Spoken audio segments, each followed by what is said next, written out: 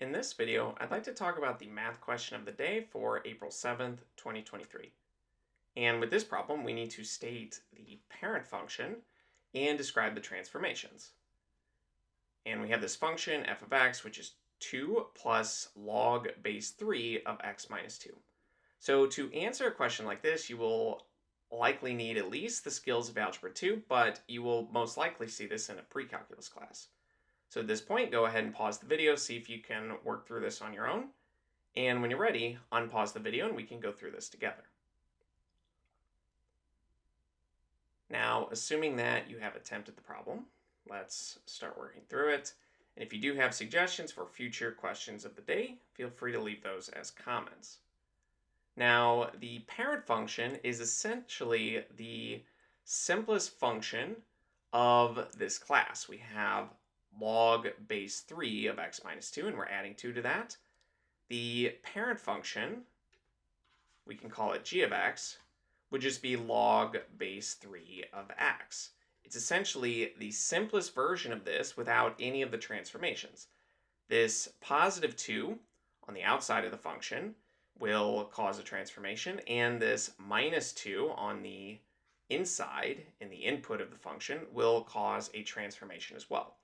But if we understand the parent function and what that graph looks like, then we can use that information to figure out what happens when we add 2 on the outside and subtract 2 on the inside. So let me draw a quick coordinate plane and we can look at this parent function. And to understand what this graph looks like, we can make a quick table and just plot a few points.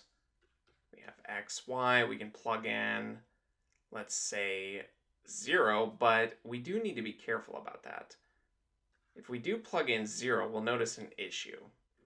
We have log base 3 of 0. We're asking which power will we raise 3 to get 0. And when dealing with real numbers, there is no power that we can raise 3 to get 0. This, we could say, doesn't exist or it's undefined. Or in other words, this just doesn't have a value. In fact, an x value of 0 will be our boundary. It will be an asymptote. But that will be clear if we look at both negative and positive numbers. Let's start with positive numbers. If we look at log base 3 of 1, we're asking which power do we raise 3 to get 1, and we will raise 3 to the 0 power. Anything raised to the 0 power is 1. If we plug in a value like 3, we have log base 3 of 3. 3 raised to the first power would give us 3. And let's look at a value like 9. We have log base 3 of 9. If we raise 3 to the second power, we get 9. So we can start by plotting these points.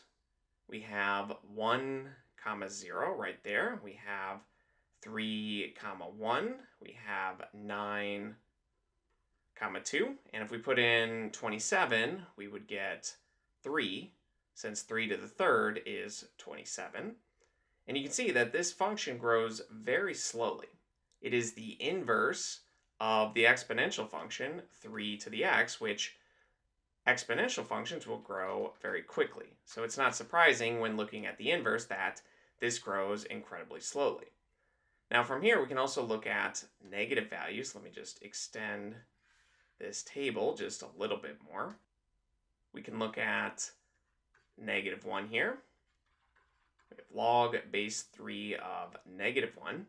And we're asking which power do we raise 3 to get negative 1. But when we look at 3 to various powers, if we plug in negative numbers here, like let's say 3 to the minus 2, this is just 1 over 3 squared, or 1/9. This is just a fraction. Plugging in negative numbers does not lead to negative outputs. It leads to fractional numbers, but they're positive. And if we plug in 0, we get back 1. If we plug in positive numbers, then we get back positive whole numbers. So there are no real numbers that we can plug in such that we end up with a negative answer. So this also is undefined. In fact, any negative number we plug into our function, we will not get back an answer.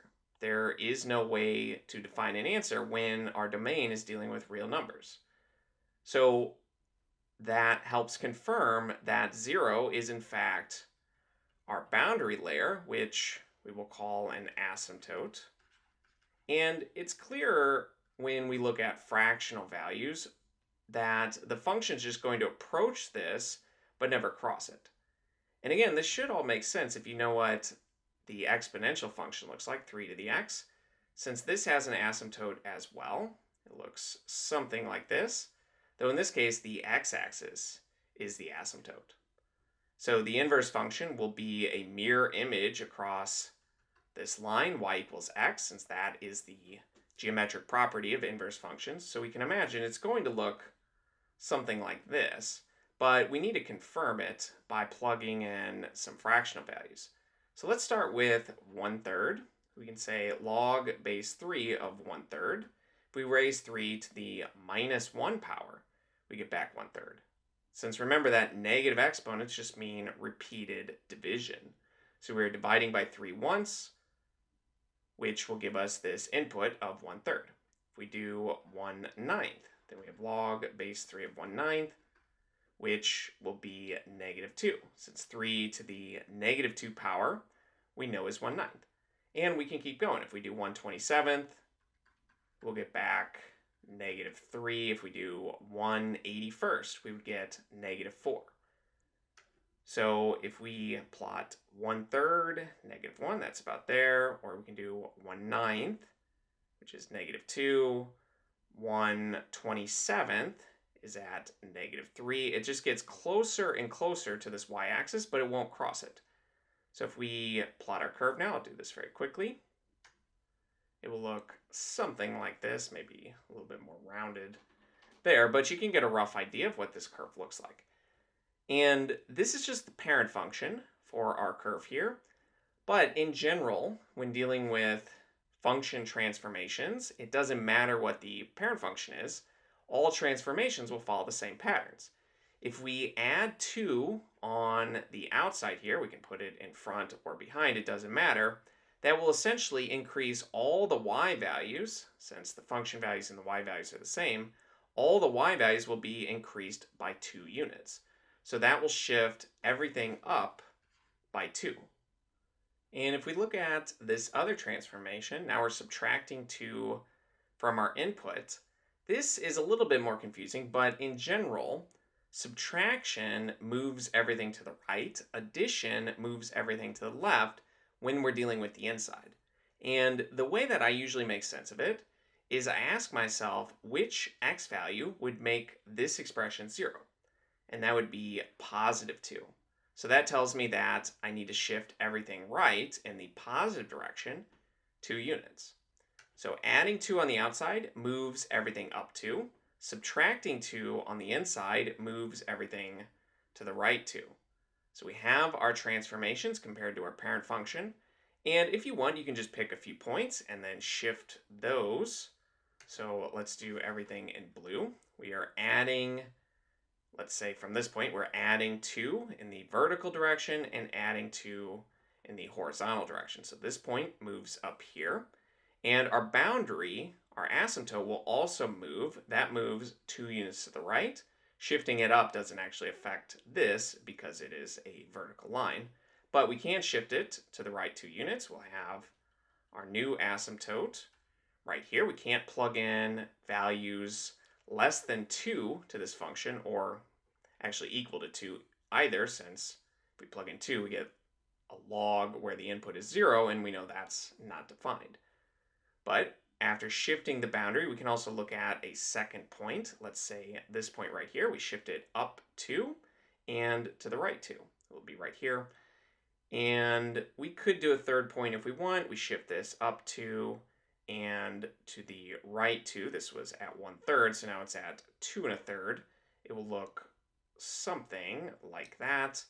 And let me quickly draw on this curve. And what you would notice if everything was drawn perfectly is that this is the exact same curve, just shifted up and over 2 units in both directions. Now, like I mentioned, I didn't draw this perfectly. It should be a little bit more rounded there. But if you draw this with a computer, you will see that it's the exact same curve, just shifted around. And if we wanted to actually change the shape of the curve, that's where multiplication comes in.